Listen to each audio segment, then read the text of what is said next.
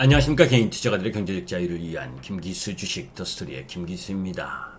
글로벌 증시가 연쇄 급락하는 모습을 보여준 하루였습니다.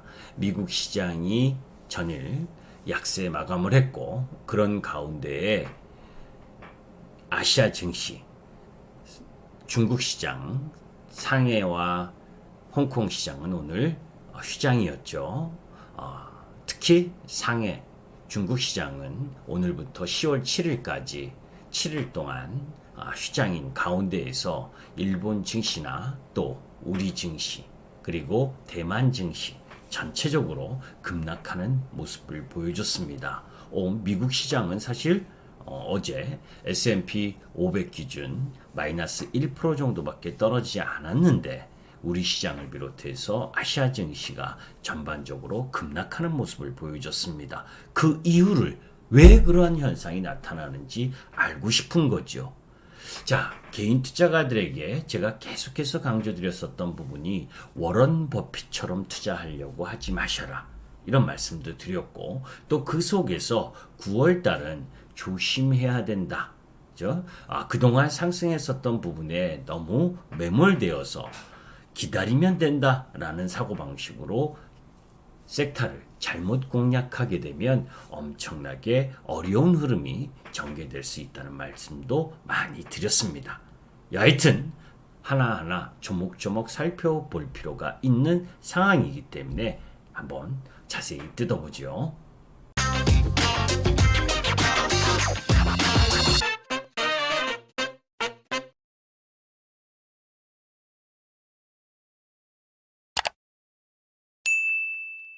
자, S&P 500이 어제 미국 시장이 마이너스 1.19% 떨어지는 모습을 보여줬고, 나스닥은 0.44% 떨어졌고, 다우지수는 1.59% 떨어지면서 약세 흐름을 보였습니다. 이러한 부분들이 니케이 일본의 급락을 갖고 왔고, 마이너스 2.3%, 대만을 또 2.15%, 대만은 이제 마지노선 하락 추세 부분에 있어서의 지지라인, 요 라인 부분에 놓여져 있는 상황이고, 200일 이평선도 위협하고 있는 형태까지 하락을 하고 말았죠. 그런 가운데 우리 시장도 거래소 마이너스 1.62% 급락하는 모습을 보여줬고, 또 코스닥 마이너스 2%대를 떨어지는 모습을 보여줬습니다. 그러나 잘 보시면 상대적으로 코스닥이 오늘 마이너스 2%를 떨어졌지만, 궁극적으로 이전 8월 20일 날 형성되어 있었던 저점은 지켜낸 상황인데, 거래소는 그렇지가 못하죠. 그죠? 거래소는 오히려 이전 8월 20일 저점을 하향 이탈하는 모습을 보인 하루입니다. 여기서 이제 우리가 봐야 될 부분은, 이제 왜 거래소가 코스닥보다 덜 떨어졌는데 오늘은 마이너스 1.6%고 코스닥은 2%가 떨어졌는데도 불구하고 저점 8월 20일 저점을 지켜냈느냐. 여기에서 섹터의 흐름들을 한번 살펴보게 되면, 산업재와 소재, 경기 민감주 섹터들이 많은 거래소 쪽 부분이 약세가 더 심화되고 있는 현상을 보여준 거죠. 자, 이런 부분들은 궁극적으로 미국 시장을 비롯해서 글로벌 시장이 안정화가 돼야 일정 정도 돌아올 수 있는 부분인데, 박스권의 저점이라고 할 수 있는 부분, 지난 3월 초에 형성되었었던 요 라인까지 내려올 것이냐, 그죠? 아니면 3,000포인트를 살짝 위협하는 정도일 거냐 하는 부분. 자, 이제 그런 부분에 있어서 저점을 만들려면 우리 시장 자체만의 힘으로는 안 되는 상황에 놓여 있죠. 그 이유가 결국 무엇인지 우리가 다시 한번 되새겨볼 필요가 있습니다. 자, 김기수 돌직구 타임 시간에 음악이 느려지는데 계속 춤을 출 것이냐, 추석 이전에 여러분들께 말씀드렸었던 부분이죠. 물가가 불안하고 물류 대란이 지속되면서 연말 증시가 불안하다는 미국계 증권사들의 리포트, 모건 스탠리가 하락 4,000포인트, S&P 기준 4,000포인트까지 하락할 수 있다. 그 근거로 통화정책의 변화 가능성, 그리고 시티 부분이 4,000포인트까지 하락할 수 있다. 거기에 테이퍼링과 인플레이션, 법인세 증가, 기업이익 감소. 물론 UBS라든지 JP 모간은 올라가는 쪽에 베팅을 한 부분인데 모건 스탠이나 시티, 뱅크 오브 아메리카 쪽은 약세 흐름 쪽에 베팅을 놓은 모습입니다. 그런데 궁극적으로 뭐 이 증권사들이 하락을 하면 하락 쪽이 맞는 것 같고 올라가면 올라가는 쪽이 맞는 것 같은 부분이 기본이죠. 자, 그런데 제가 본 추석 이후 이제 추석 전에 김기수 돌직구 타임을 통해서 올려드렸었던 내용이죠.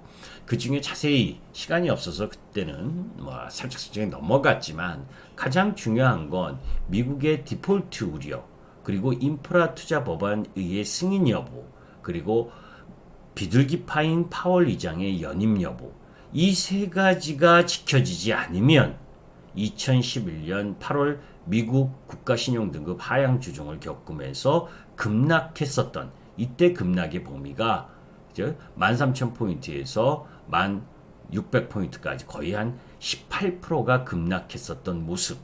미국 시장이 18%가 급락을 했거든요. 이 세 가지 우려 사항이 모두 다가 실패로 돌아갈 경우. 그러니까 어제 미국 시장에서 예산안과 관련된 부분은 일단 잠정적으로 상하원을 통과했잖아요. 그럼에도 불구하고 왜 미국 시장이 약세를 보였느냐? 그 가장 근본적인 부분이 부채 한도 문제입니다. 2011년에 부채 한도 협상 지연이 되면서 결국 미국의 국가신용 등급이 하향을 했고 그 당시 미국 시장은 18%까지 급락을 했어요. 자, 이거를 우리가 기술적인 차트 부분을 한번 보면서 점검을 해보도록 하겠습니다. 자, S&P 지수 기준 모건 스탠이나 뱅크 오브 아메리카 그리고 시티가 4,000포인트까지 정도, 4,000에서 4,200포인트 라인 정도까지 조정의 폭을 예상하는 부분이 이 부분이죠. 이렇게 노란 부분. 자, 그러면 아직 이 위치까지 떨어진다면 아찔하지 않습니까? 그죠? 뱅크 오브 아메리카는 요 4,200포인트 정도까지, 그리고 모건스탠이나 시티는 이 4,000포인트 정도까지.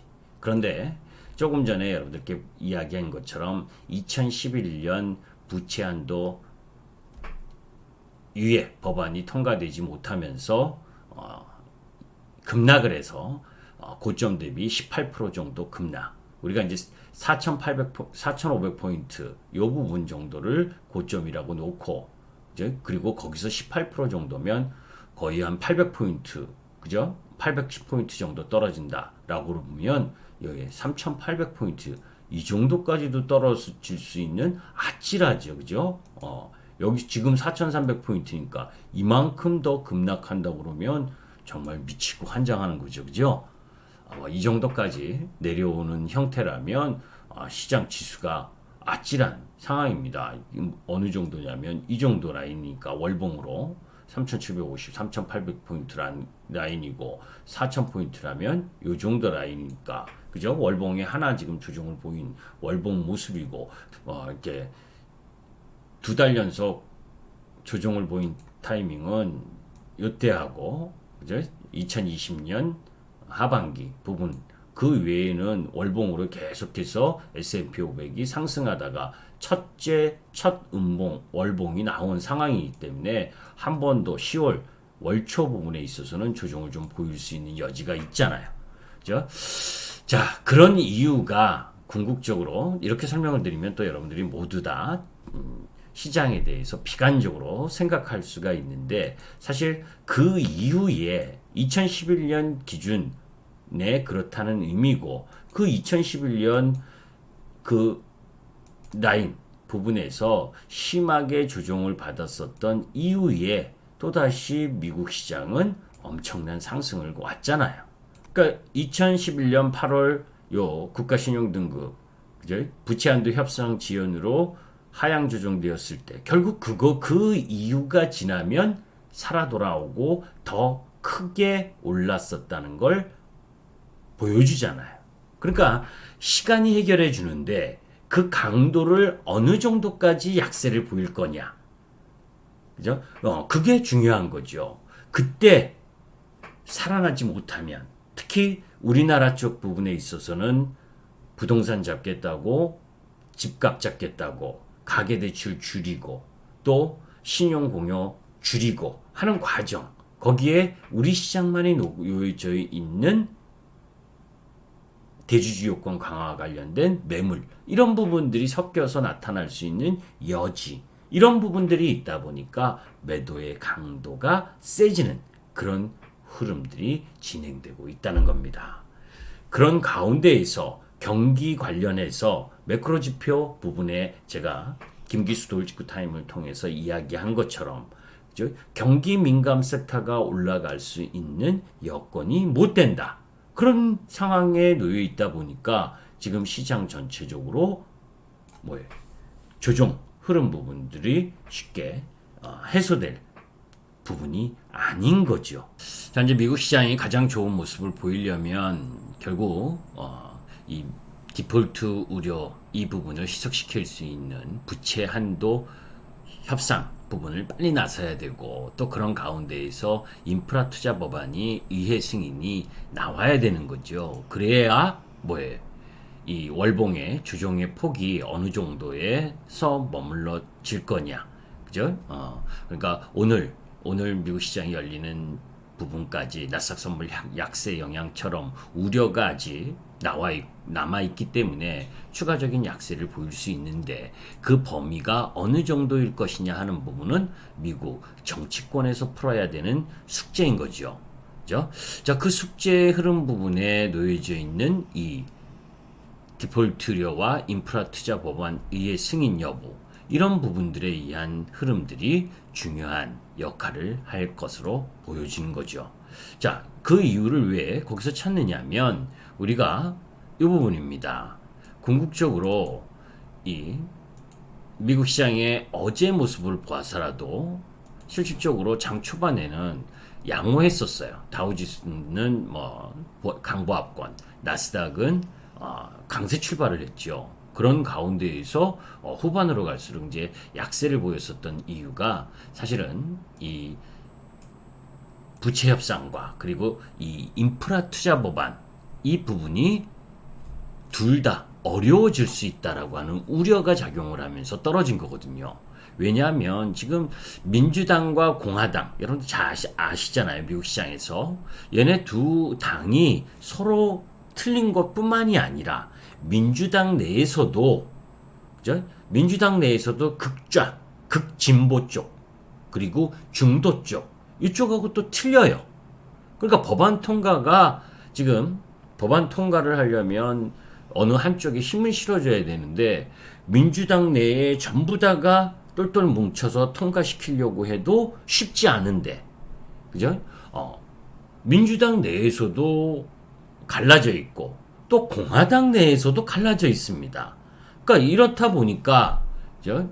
이 시장에 있어서 미 국채 금리가 어제 같은 경우에는 1.5% 내외에서 약세를 보인 흐름까지 1.5%를 하회하기도 했는데도 불구하고 오히려 다우지수나 기술주나 그죠? 전반적으로 약세를 보였고 그 속에서 특히 산업재, 소재 이런 부분들의 하락 부분이 심화됐다라고 하는 부분은 전체적으로 이 부채 한도 문제뿐만이 아니라 인프라 투자 법안의 통과 불투명 이런 부분들이 작용을 했고 그러한 부분들이 2011년에 그죠? 시장이 예상하는 것처럼 우리가 전반적으로 우여곡절이 있어도 통과될 것이라고 보고 있는데 그 통과할 수 있는 기간이 오래되다 보면 시장은 계속 그 불확실성 때문에 약세를 보일 수 있다는 우려가 증폭되면서 하락으로 가는 거죠.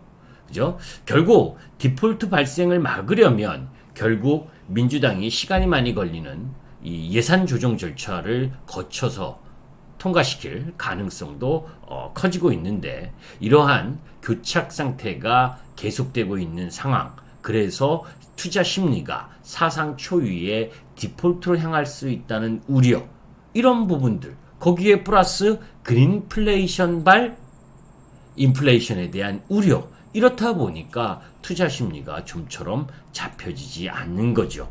그런 흐름들이 지금 진행되면서 미국 시장의 약세 흐름, 그것이 일파만파로 아시아 증시 전반적인 것까지 영향을 미치는 요소로 가고 있는 상황이다. 그런 가운데에서 여러분들께 이번 주 수요일 날 김기수 돌직구 타이밍에서도 말씀드렸던 부분, 그죠? 그런 가운데에서 경기 민감 섹터라고 할 수 있는 부분의 영향이 오늘 시장에 더 크게 영향을 받았잖아요. 그게 뭐예요? 매크로 지표인 경기 정점 피크아웃과 관련된 지표가 엄청 나오고 있고, 3월달 미 국채 금리가 1.746%를 찍었을 때의 경기 기대감, 그래서 경기 민감주가 올라갔는데 이번에 1.5%, 1.55%까지 미 국채 10년물 금리가 올라갈 때는 그 현상에 의한 이 인플레이션 우려가 아니라 그린플레이션에 대한 우려이기 때문에 경기 민감주가 힘을 낼 수가 없는 겁니다. 그죠? 그렇다면 전체적으로 그 자세한 내용은 다시 제가 시간이 되면 다시 자세하게 한번 설명을 드릴 텐데, 여하튼 그런 상황에서 이렇게 시장이 하락할 때, 그죠? 여러분들이 선택해야 될 섹터를 집중해야 되죠. 그래서 여러분들께 항상 말씀드렸었던 게 구조적으로 성장하는 sek터에 포커스를 맞추셔라 라는 말씀을 드렸던 겁니다. 물론 그런 섹터들도 많이 올라온 부분들은 조정을 받죠. 그러나 다시 되돌아올 수 있는 힘을 갖는 쪽은 그쪽이다 라는 부분을 명심하셨으면 좋겠습니다. 김기수 주식 더스토리의 김기수였습니다. 감사합니다.